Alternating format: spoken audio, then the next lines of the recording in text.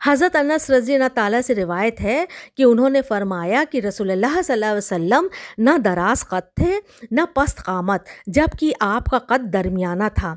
आपका रंग ना तो चूने की तरह खालिस सफ़ेद और न गुंदबी की सांवला नज़र आए, बल्कि गोरा चमकदार था। आपके बाल ना ज़्यादा पेचदार घुंघराले और ना बिल्कुल सीधे तने हुए थे, बल्कि हल्का सा खम लिए हुए थे।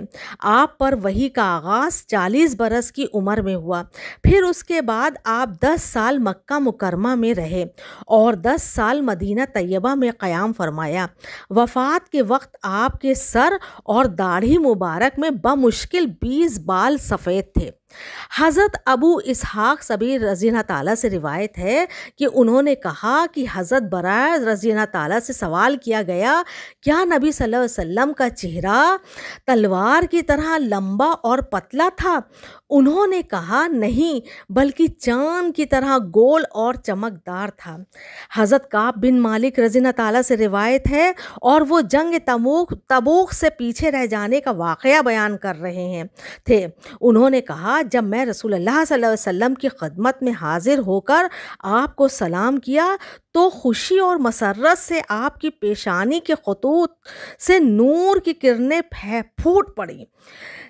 रसूलुल्लाह सल्लल्लाहु अलैहि वसल्लम जब भी किसी बात पर खुश होते तो आपका चेहरा अनवर रोशन हो जाता था, गोया चाँद का टुकड़ा हो।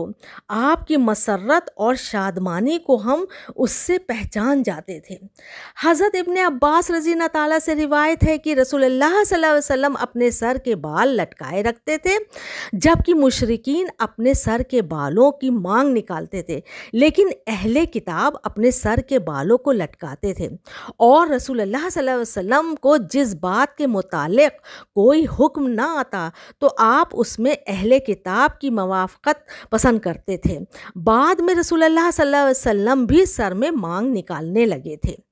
हज़रत अब्दुल्ला बिन उमर रज़ी अल्लाह ताला से रिवायत है कि उन्होंने फरमाया कि रसूलुल्लाह सल्लल्लाहु अलैहि वसल्लम ना तो फहश गो थे और ना बदज़बान ही थे, बल्कि आप फरमाया करते थे, बिलाशुबा तुम में सबसे बेहतर शख्स वो है जिसका इखलाक अच्छा हो। हज़रत आयशा रज़ी अल्लाह ताला से रिवायत है कि उन्होंने फरमाया कि रसूलुल्लाह सल्लल्लाहु अलैहि वसल्लम को जब 2 बातों का अख्तियार दिया जाता तो आप उसको अख्तियार करते जो आसान होती, बशर्ते ये कि वो गुनाह ना होती।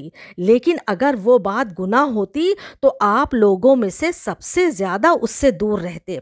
और रसूलुल्लाह सल्लल्लाहु अलैहि वसल्लम ने अपनी ज़ात के लिए कभी इंतकाम नहीं लिया।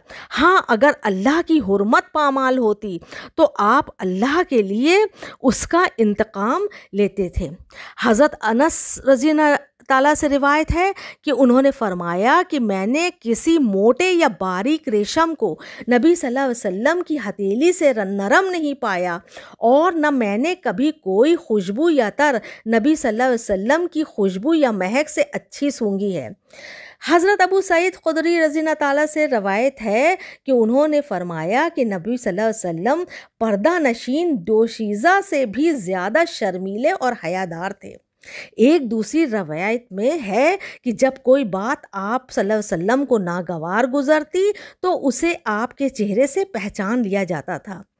हज़रत अबू हुरैरा रज़ी अल्लाह ताला से रिवायत है कि उन्होंने फरमाया, नबी सल्लल्लाहु अलैहि वसल्लम ने कभी किसी खाने को ऐबदार नहीं कहा। अगर आपका दिल चाहता तो तनावल फरमा लेते, वरना छोड़ देते थे। सुभान अल्लाह।